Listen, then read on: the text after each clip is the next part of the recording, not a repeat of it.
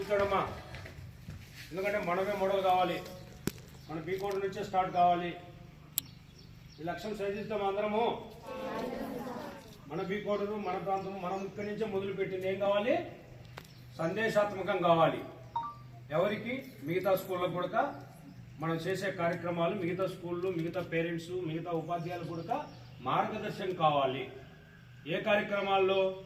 Pollution నివారించడంలో అయితేనేమి, క్రమశిక్షణను నేర్పడంలో అయితేనేమి, యోగాభ్యాసంలోనైతేనేమి, అన్ని విషయాల్లో మనం మోడల్ కావాలి. Yes or no? ఇవన్నీ దేనికోసం? మన వ్యక్తిత్వ నిర్మాణం కోసం, మన ఆరోగ్యం కోసం, మన తల్లిదండ్రులను మనం గౌరవించడం అంటే దేనికి? మనం చూసి మన పిల్లడు కూడా నేర్చుకుంటాడు. కరెక్టే కాదా? అక్క తప్పు చేస్తే చెల్లి చేస్తుంది, అన్న తప్పు చేస్తే తమ్ముడు చేస్తాడు. కరెక్టా కాదా? అన్న ఫస్ట్ క్లాస్ లో ఉత్తీర్ణులైతే తమ్ముడు ఆటోమేటిక్ గా నేను కూడా ఉత్తీర్ణత పెంచుకోవాలి, నేను కూడా నా శాతం పెంచుకోవాలనుకుంటారా లేదా? కాబట్టి మనం అందరం కూడా ప్రతి పనిలో కూడా నియమ నిబంధనలు, మంచి ఆలోచన విధానాన్ని మనం విద్యార్థి దేశంలోనే పెంచుకోవడం వల్ల ఏమవుతుందంటే మనం సకల ప్రయోజనాలు సమాజానికి అందివ్వడమే కాకుండా మనం కూడా ప్రయోజనాలు సమాజానికి తీసుకోవడానికి ఆస్కారం ఉంటుంది. అట్లా లేకుండా డిస్టర్బెన్స్ చేస్తా, పక్కన చదువుకున్నా ఏదో చేస్తా, ఇంకొకనంట వాడినంట ఈయనంట గలాట పడతా, ఘర్షణ పడతా అంటే అలవాటు అయిపోతే ఏమవుతుంది? ఫైనల్కి వచ్చి వీడు చెడిపోతే కూడా సమాజాన్ని చెడగొట్టి నోడవుతాడు. అందుకే విద్యార్థి దశ నుండే మనము క్రమశిక్షణతో కూడినటువంటి జీవన విధానాన్ని అలవర్చుకోవాలి. ఏ విధంగా అలవర్చుకోవాలనే దానికి మాలాంటి వ్యక్తులు వచ్చినప్పుడు కొన్ని మేము ఇచ్చే మెసేజ్ ఉంటుంది కదా, మీకు తెలియజెప్తున్నాం కదా, ఆ మెసేజ్ను మీరు 100% తప్పకుండా ఆచరించినప్పుడే మీరు ప్రయోజకులు అవుతారు, మీ సమాజం మంచి సమాజాన్ని సృష్టిస్తారు. కరెక్ట్ కాదు? ఈరోజు ఒక అద్భుతమైనటువంటి ఆలోచన మన ప్రధానమంత్రి మోడీ దగ్గరకు వచ్చింది. ఏంటి ఆలోచన? చెట్లు కావాలి. ఎందుకంటే చెట్ల శాతం తగ్గే కొద్దీ ఆక్సిజన్ కూడా కొనాల్సిన పరిస్థితి వస్తుందమ్మా. ఇప్పుడు వాటర్ బాటిల్ కొంటున్నామా లేదా? అప్పుడు మేము చిన్నప్పుడు ఎవరైనా కొన్నామా? ఈరోజు క్యాల్ అయిపోతాయి, కేసులు అయిపోతాయి, కొంటున్నామా లేదా? మినరల్ వాటర్ ప్లాంట్ వచ్చినా లేదా? రకరకాలు. కానీ అదే మనం కూడా రేపు ఆక్సిజన్ కూడా సిలిండర్ల రూపంలో కొనుక్కోవాల్సింది వస్తుంది. మనం కనుక ఏమరపాటు అయితే మన బిడ్డల భవిష్యత్తు అంటే మేమంటే ఒక స్టేజ్కి వచ్చాం మా ఉపాధ్యాయ బృందం అందరం. మీరు మీ బిడ్డల భవిష్యత్తు కూడా అంధకార బంధురం అవుతుంది. అర్థమవుతుందా? ఇది భయపెట్టడం కాదు, మీకు రాబోయే రోజుల గురించి తెలియపరచడం. దాంట్లో ముందు జాగ్రత్తగా మనం ఏం చేయాలి? చెట్లను విరివిగా పెంచాలి. ఏ విధంగా పెంచాలి? చెట్లను విరివిగా పెంచి ఆరోగ్యాన్ని అందరికీ పంచాలనా లేదా? అందులో ఆరోగ్యం మనం తీసుకోవాలనా లేదా? మరి ఆ విధమైన మొక్కలు మనం పెంచుకోవాలనా లేదా? అదే విధంగా మన చెట్లలో రకాలు ఉన్నాయి. ఏంటి ఆ రకాలంటే ఫలాలు ఇచ్చే చెట్లు ఉన్నాయి, కూరగాయలు ఇచ్చే చెట్లు ఉన్నాయి, అర్థమవుతుందమ్మా, కలుపునిచ్చే చెట్లు ఉన్నాయి. ఉన్నాయా లేవా? ఎన్ని రకాలుగా ఉన్నాయి చెట్లు. కలుపునిచ్చే చెట్లు ఉన్నాయి, ఔషధ గుణాలు కలిగిన చెట్లు ఉన్నాయి. అర్థమవుతుందమ్మా? ఔషధ గుణాలు అంటే మెడిసిన్ సంబంధించినటువంటి చెట్లు కూడా ఉన్నాయి. ఉన్నాయా లేవా? అన్ని రకాల చెట్లు మనకు ప్రకృతి ఇచ్చింది. ప్రసాదమా కాదా? ప్రకృతి ఇచ్చిన ప్రసాదాన్ని మనం పెంచుకొని ఎప్పటికప్పుడు అప్డేట్ కావాలా లేదా? సాంకేతిక పరిజ్ఞానం ఏ విధంగా మౌలిక వస్తువుల కోసం ఏ విధంగా అప్గ్రేడ్ అవుతున్నామో అట్ సేమ్ టైంలో సమతుల్యతను పాటించాల్సిన అవసరం ఉంది. ఇది లేకపోవడం వల్ల జరిగే నష్టం ఏంటంటే చర్మ వ్యాధులు వస్తాయి, చిన్న వయసులోనే ఐరన్ డెఫిషియన్సీ వస్తుంది, ఖచ్చితంగా ఆస్మా వస్తుంది, శ్వాసకోశ ఇబ్బందులు వస్తాయి. ఇవన్నీ రావడం వల్ల మనం రాబోయే రోజుల్లో అనారోగ్య పాలవుతుంటామా లేదా? ఎంతోమంది అవుతున్నామా లేదమ్మా? అవుతున్నాం. ఇవన్నీ నివారించాలంటే సమతుల్యత పాటించాలి. రోడ్డు విస్తీర్ణంలో చెట్లు పోతే చెట్టుకు బదులు చెట్టు నాటాలి. కాంపౌండ్ కట్టేటప్పుడు చెట్టు తీసేస్తే చెట్టు నాటాలి. మనం మిద్దె కట్టేటప్పుడు చెట్టు తీసేస్తే మిద్దె పక్కన చెట్టు ఉండాలి. ఇది అవసరమా కాదా? ఈ అవసరాన్ని మీరు గుర్తించరా? కరెక్ట్ గుర్తించరా లేదా? ఇప్పుడు మోడీ గారు ఏం చేశారంటే పిల్లలను, ఉపాధ్యాయులను, మాలాంటి రాజకీయ నాయకులను, ప్రభుత్వ ఆఫీసర్స్ను అందరినీ ప్రభావితం చేస్తూ తల్లికి ఒక చెట్టు అమ్మ కోసం, ఒక చెట్టు అమ్మ కోసం గిఫ్ట్ ఇవ్వమంటాను. గిఫ్ట్ వస్త్రాలు ఇచ్చే పోతాయి, మంచి బొకే ఇస్తామ్మా. దాని వాల్యూ ఎన్ని రోజులు తల్లి? 3 రోజులమ్మా. చేస్తాను మంచి పట్టు చీర ఇస్తా మా తల్లికి. దాని వాల్యూ ఎన్ని రోజులమ్మా? కాదంటే సంవత్సరం 2 నెలలు. మనం వ్యాపార పాడైతే ఎలకలు కొడితే చెమటలు పడితే 6 నెలల్లో అయిపోతుంది. కరెక్ట్?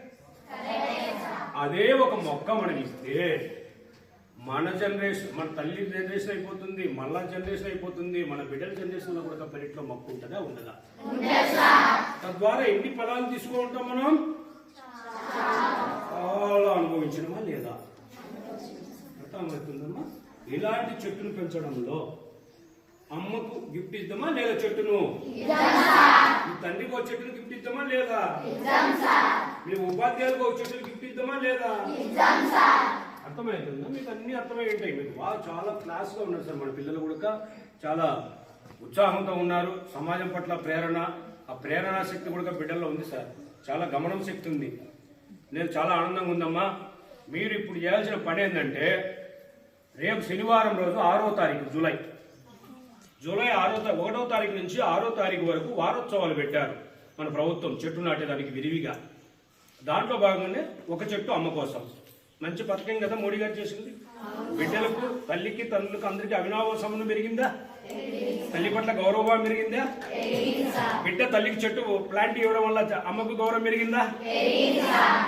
అంతటి ఆలోచన విధానం మన మోడీ గారికి ఒకసారి జై చెప్తామా? నరేంద్ర మోడీ గారికి, చంద్రబాబు నాయుడు గారికి, పవన్ కళ్యాణ్ గారికి. వాస్తవం ఇలాంటి ఆలోచన కలిగినటువంటి లీడర్షిప్ ఈరోజు భారతదేశానికి ఉంది.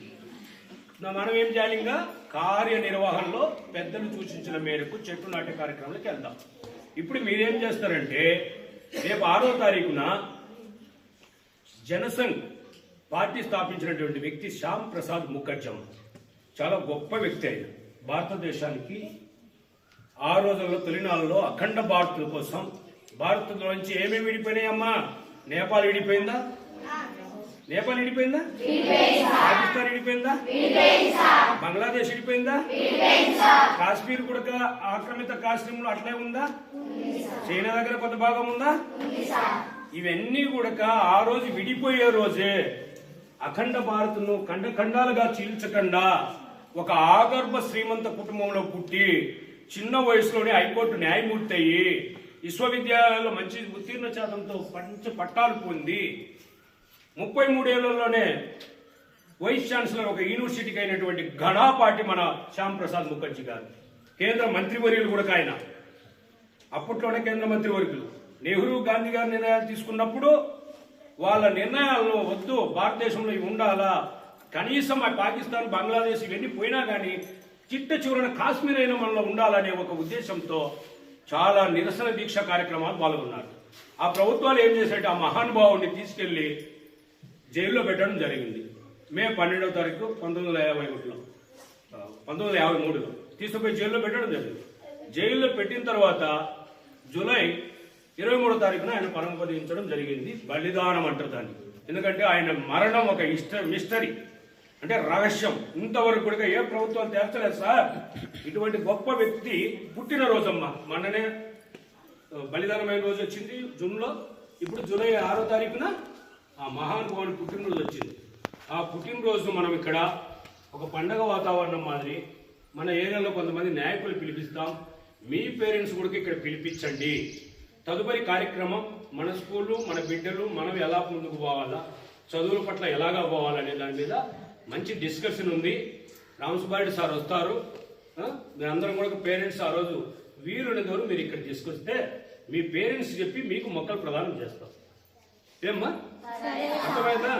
ఎందుకంటే మొక్కను తెచ్చిన మొక్కను మనం నాటకపోయినా, సంరక్షణ చేయకపోయినా ఇబ్బందులు అక్కడే ప్లాంటేషన్లో ఉంటాయి, నర్సరీలో అలాగనే ఉంటుంది పాపం. దాన్ని తెచ్చిన తర్వాత మనం నాటడంలో విఫలమైన, సంరక్షణలో విఫలమైన మహాపాపమమ్మ. అర్థమవుతుందా నేను చెప్పేది? నాటడంలో ఇబ్బంది అయినా, సంరక్షణలో ఇబ్బంది అయినా పాపం చేసినడమో కాదు. అందుకు కాబట్టి మీ పేరెంట్స్ని వాళ్ళని తొడగొస్తే ఎంతమందికి ఎన్ని కావాలి, ఏం ప్లాంట్ కావాలనో అది తీసుకుంటారు. ఆ ప్లాంట్ ఈ ప్లాంట్ అని కాదు, ఉండే కాడికి ఎవరు అంటారు అలా ఒకటి తీసుకెళ్ళండి. మళ్ళీ కావాలంటే మీ రిక్వైర్మెంట్ మీ పంతులకి ఇవ్వండి. సార్ నాకు నిమ్మ నాటాలనుకున్నా నిమ్మ లేదు, సార్ నాకు ఉసిరి నాటాలనుకున్నా ఇక్కడ క్వాంటిటీలో ఉసిరి లేదు, యాప్ చెట్టు వచ్చింది సార్ ఇలా యాప్ నాటుకుంటే రేపు ఉసిరి కావాలా మీ రిక్వైర్మెంట్ మీకు కావాల్సినవి ఏమన్నా ఉంటే ఆ రోజు ఏది చెట్టు ఇచ్చి ఆ చెట్టు తీసుకెళ్ళండి. మీరు ఇంటికి వెళ్ళి మీ పెరట్లో ఏ చెట్టు లేదో గమనించండి. ఆ చెట్టును ఉపాధ్యాయులకు ఇస్తే ఆ చెట్టు నేను ఎంత వెల అయినా తెచ్చి మీకు నేను గిఫ్ట్ ఇస్తాను.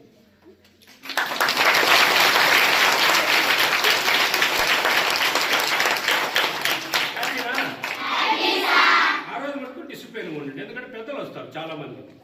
అర్థమైందమ్మా? మనం ఒక పండగ వాతావరణం నడుపుకుంటున్నాం. ఓకేనా?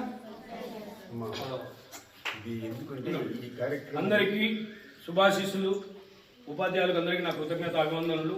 ఆ రోజు కొన్ని కార్యక్రమాలు ఉన్నాయి మన స్కూల్ డెవలప్మెంట్ గురించి, మనం ఏ విధంగా ముందుకు పోవాల్సింది, ఏమన్నా మన ఆరోగ్య పరిస్థితులు ఎలా సంరక్షించుకోవాలి, మన విద్యాబుద్ధులు ఎలా పెంచుకోవాలి, మాస్టర్లకు మీకు మేము అందరం కూడా ఇంట్రొడక్షన్ మీటింగ్ ఉంటుంది. ఆ రోజు ఖచ్చితంగా సార్ నేను డిసైడ్ చేయొచ్చునా మీరు చేస్తున్నారా? శనివారం సార్ 6వ తారీఖు సార్. ఎందుకంటే మీ పర్మిషన్ లేకుండా నేను అనకూడదు. మీరు పర్మిషన్ ఇస్తే ఆ రోజు మన బిడ్డలు మనం అందరం కూర్చొని పిల్లలతో ఇంటరాక్షన్ అయిపోయిన తర్వాత పేరెంట్స్తో కూర్చున్న తర్వాత మళ్ళీ మన పిల్లలు ఎప్పుడు ఉంటారు కాబట్టి పిల్లలతో మళ్ళీ కూర్చుంటాం. ఏం సార్? ఇలా ఇంటరాక్షన్ అయిపోయి మీ విద్యాబుద్ధులు, మీ ఎడ్యుకేషన్ ఎలా డెవలప్మెంట్ చేయాలి, మీ ఆరోగ్య భద్రత మీద ఎలా తీసుకోవాలి, మీకు పోషక విలువలతో కూడినటువంటి ఆహారాన్ని ఎలా అందియాలి, ఏమ్మా ఇలాంటి కార్యక్రమంలో మనం డీప్గా వెళ్ళిపోదాం. మన స్కూల్ అనేది ఏం కావాలి? మోడల్ కావాలి. ఏం కావాలి? ఆదర్శవంతం కావాలి. దీనికి పేరెంట్స్ యొక్క సహకారం కావాలి. ఎంతమంది సహకరిస్తారు చెప్పండి, చేతులు ఎత్తండి. సూపర్.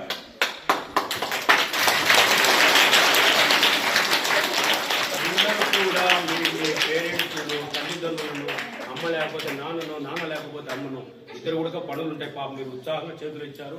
మీ ఉత్సాహానికి మా శుభాశిస్సులు. కాకపోతే ఎవరినో ఒక్కండి, ఏమ్మా ఎవరో ఒక్కడిని మాట చేత పడుకొని అందులో బడికి రావాల్సిన పరిస్థితి ఉంది. ఎందుకంటే మీ భవిష్యత్తు కోసం, మీ సహచర విద్యార్థుల భవిష్యత్తు కోసం చేపట్టే కార్యక్రమాలు చాలా ఉంటాయి. ఆ రోజు అద్భుతంగా ఉంటుంది. ఖచ్చితంగా ఏమేం చేయాల్సింది కూడా టీచర్లు మేమంతా భాగస్వాములు అవుతాం.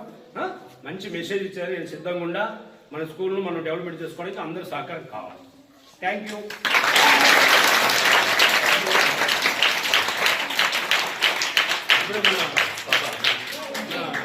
వెంకరెడ్డి గారు మంచి సందేశాలు ఇవ్వాల్సింది కోరుతున్నాను.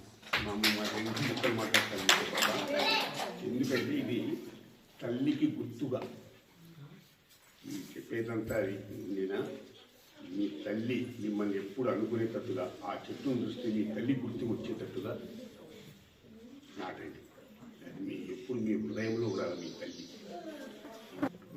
ఇటీవల నరేంద్ర మోదీ గారు అందుకే పెట్టాడు, మీ ఎప్పుడు మీ తల్లి గుర్తు రావాలి. ఆ చెట్టు అట్లా పెంచాలి. మీరు మళ్ళా అది చేసుకుపోయి ఎట్టంతా చేయదు. మీ తల్లి మిమ్మల్ని మీ తల్లి ఎట్ట పెంచుతూ ఉందో మీరు కూడా ఆ చెట్టును కూడా తల్లి మాదిరిగా పెంచాలి.